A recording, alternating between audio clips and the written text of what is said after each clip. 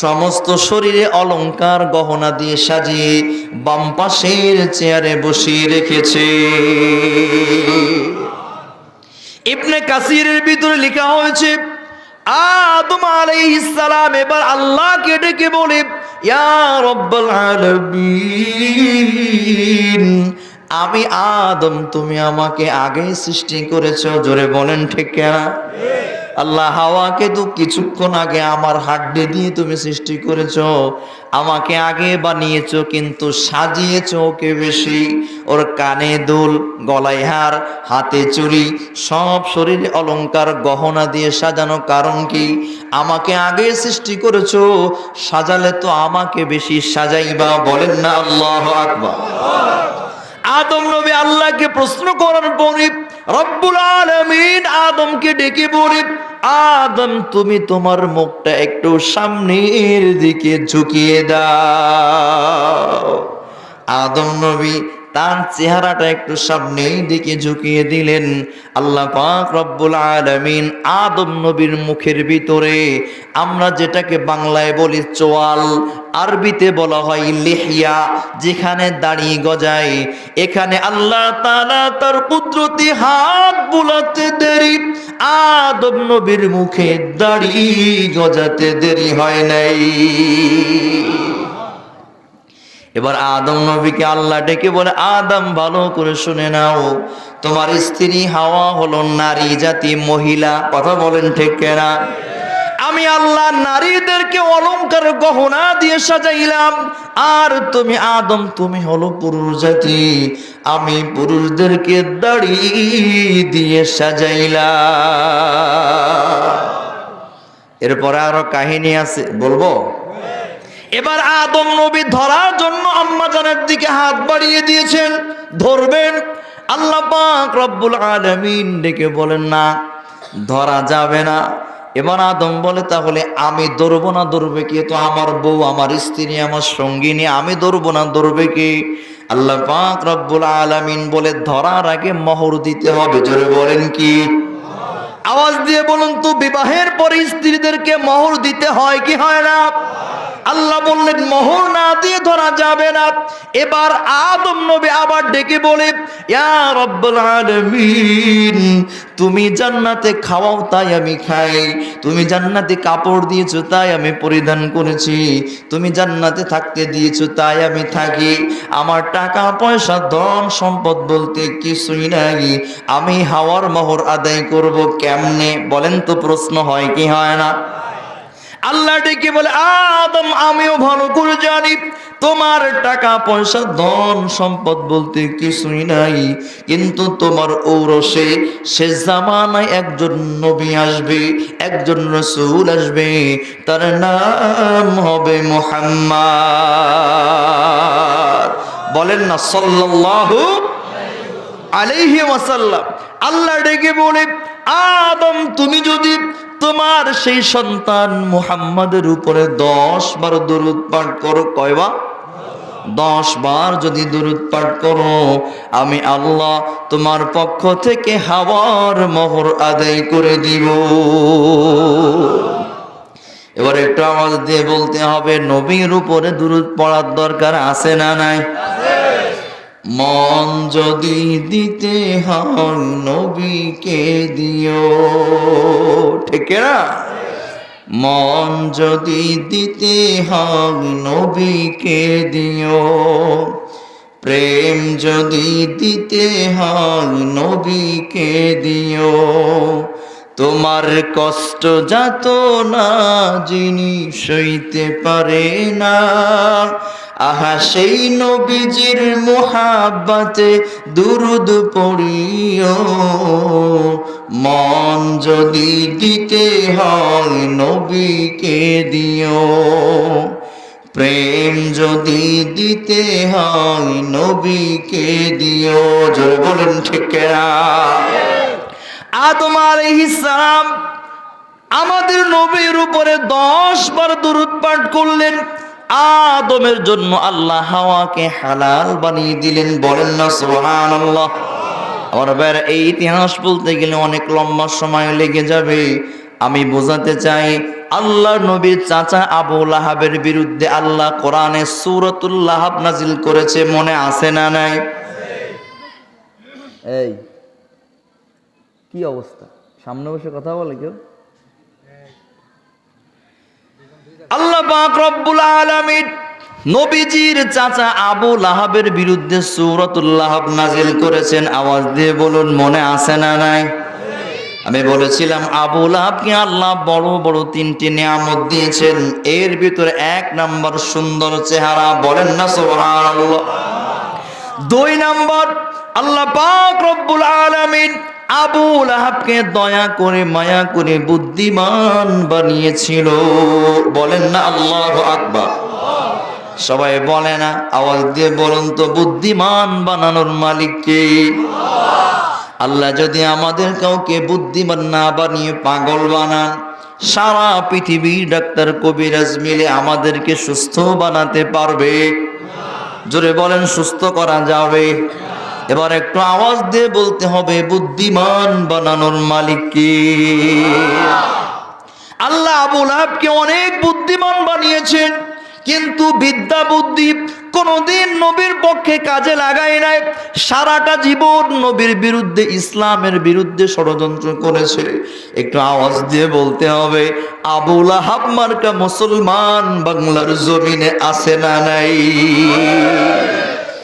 আমাদের বাংলাদেশ থেকে বিদেশে যাই ডিগ্রি কামাই করার জন্য, লেখাপড়া করি, বড় বড় সার্টিফিকেট নিয়ে এসে বাংলাদেশে আসার পরে বলে আল্লাহ বলতে কিছু নাই।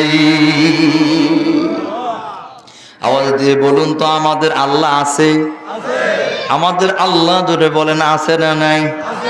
তারা বলে পৃথিবীতে যা কিছু হয় এমনি এমনি হয়, চাঁদ ওঠে এমনি এমনি, সূর্য ওঠে এমনি এমনি, বাতাস প্রবাহমান হয় এমনি এমনি, এই গাছপালাগুলি এমনি এমনি জন্মায়, এমনি এমনি হয়, বলেন না নাউজুবিল্লাহ। কিছুদিন আগে এক রাম ছাগল বলেছিল, আমরা মানুষ, আমরা নাকি বানরের জাতি। কি কন আপনারা? আমাদের আব্বা আম্মা কেউ বানর? আমাদের দাদা দাদি নানা নানি কেউ বানর ছিল? আল্লাহ বলেন কাররামনা বানি আদম, পবিত্র কোরআনের 15 নম্বর পারা সূরা বানি ইসরাঈলের 8 নম্বর পৃষ্ঠার প্রথম আয়াত এটা। আল্লাহ বলেন আমি বনি আদমকে সম্মানিত করেছি। আল্লাহ আমাদেরকে বললেন আদমের সন্তান, আর ওরা বলে আমাদেরকে বানরের সন্তান, বলেন না আউযুবিল্লাহ।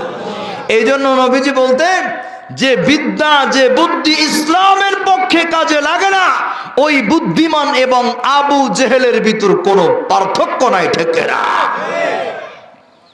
আমাদের মুরব্বী ওলামা একরাম বলেন, যাদেরকে আল্লাহ তাআলা বুদ্ধি দিয়েছেন, বিদ্যা দিয়েছেন, কিন্তু ইসলামের পক্ষে বিদ্যা বুদ্ধি কাজে লাগে না, বাস্তবে তাদের কোনো বুদ্ধি, সবাই একটু বলেন, কোনো বুদ্ধি। হুজুর একটা গল্প বলতেন মাঝে মাঝে, খেয়াল করে, বাস্তবে যে তাদের বুদ্ধি নাই, এই জন্য একটা উদাহরণ দিতেন। এমন একজন বুদ্ধিজীবী আল্লাহকে মানে না, ইসলামের চরম দুশ্মন। এই লোকটা নিজের গাড়িটা চালিয়ে একটা স্কুলে গেছে। সবাই বলেন কোথায়? আওয়াজ হয় নাই, কোথায়? স্কুলে যাওয়ার পরে সব ছাত্র ছাত্রীদেরকে ডেকে বলে, আমি তো অনেক বুদ্ধিমান, আমার মতো তোদের বুদ্ধি আছে কিনা আমি একটু পরীক্ষা করতে চাই, সামনে আয়। সবাই সামনে আসার পরে এই বুদ্ধিজীবী এদেরকে প্রশ্ন করে, আমি আমার গাড়িটা চালিয়ে, খেয়াল করেন, আমি আমার গাড়িটা চালিয়ে তোমাদের স্কুল পর্যন্ত এসেছি, আমার সময় লেগেছে 30 মিনিট। কয় মিনিট? পারলে তোমরা বলো তো আমার বয়স কত?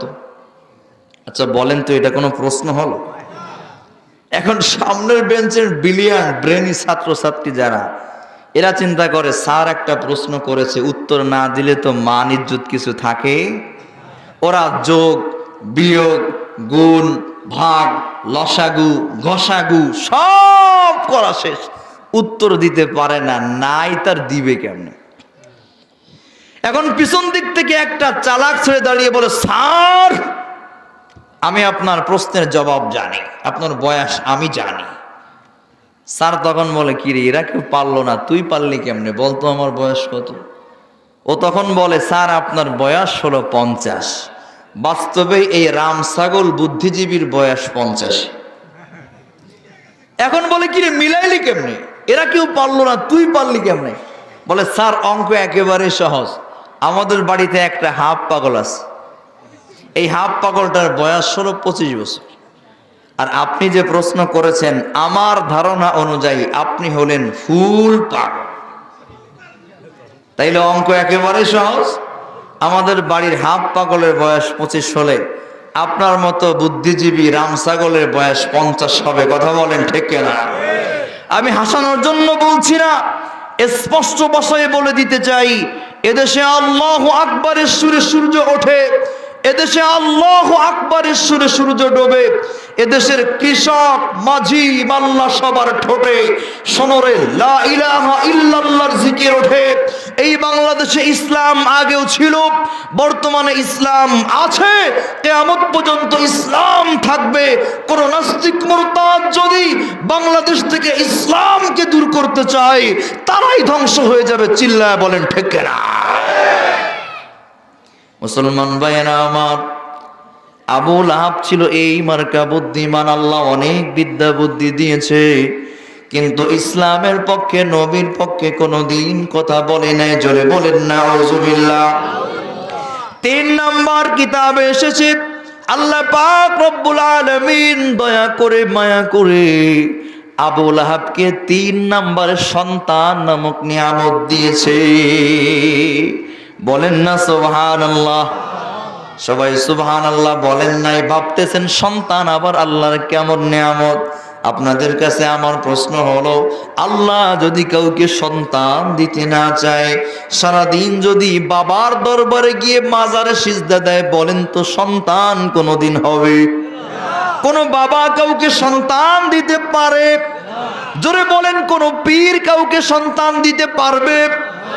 আওয়াজ দিয়ে বলুন তো সন্তান দেওয়ার একমাত্র মালিক কে?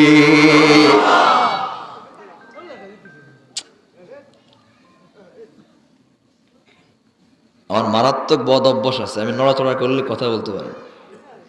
আমার মসজিদে যত বড় নেতা হোক না কেন, ভিতরে ঢোকা নিষেধ, যে আগে আসবে আগে বসবে, পরে আসলে পরে, নড়াচড়া না করে। আমি আপনাদের পায়ে ধরছি, আমি পায়ে ধরছি, হাঁটাচলা করবে না। বাচ্চারা উঠলে উঠে যাও, বাবারা কষ্ট হলে চলে যাও। আপনাদের কি কষ্ট হচ্ছে নাকি? আমার কথা বুঝতেছেন আপনারা? তাহলে নড়াচড়া কেন করি আমরা? পিছন থেকে কেউ আসলে আমরা বসে যাব, এই বাদে আমরা কেউ হাঁটা চলা না করি। এত সুন্দর একটা মজলিস, নড়াচড়া করলে আমি তো বলতে পারি না, অনেকে আছে চোখ বন্ধ করে বলে, কিন্তু আমি পারি না, এটা আমার খারাপ অভ্যাস। আপনারা আমাকে মাফ করে দিন। নারায়ে তাকবীর। মুসলমান ভাইয়েরা আমার, 3 নম্বরে আল্লাহ তাআলা আবু লাহাবকে সন্তান নামক নিয়ামত দিয়েছেন। আবার বলেন সুবহানাল্লাহ। আবার একটা আওয়াজ দিয়ে বলুন তো সন্তান দান করেন আমাদেরকে কে? আল্লাহ ছাড়া কেউ কি সন্তান দিতে পারে? আল্লাহ তাআলা আবু লাহাবকে 6টা সন্তান দিয়েছে। জোরে বলেন কয়টা? আমার দিকে তাকান। আবু লাহাবের 3 জন ছেলে 3 জন মেয়ে। এই ছেলে 3 জনের ভিতরে একজনের নাম হলো উতবাহ। কি নাম? নামটা মনে থাকবে। আর একজনের নাম হলো উতাইবাহ। উতবাহ উতাইবা আপন 2 ভাই, আবু লাহাবের 2 ছেলে।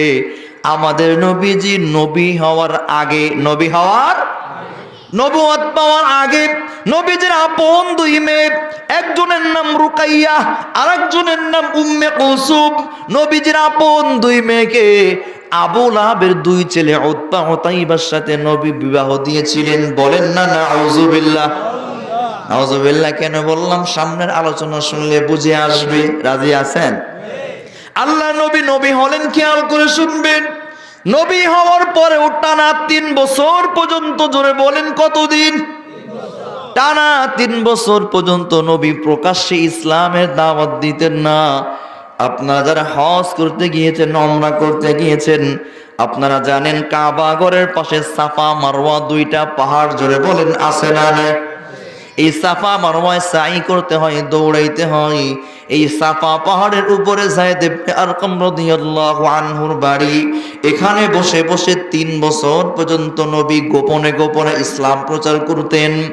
3 বছর পার হয়ে যাওয়ার পরে নবীর উপরে আল্লাহ আয়াত নাজিল করলেন।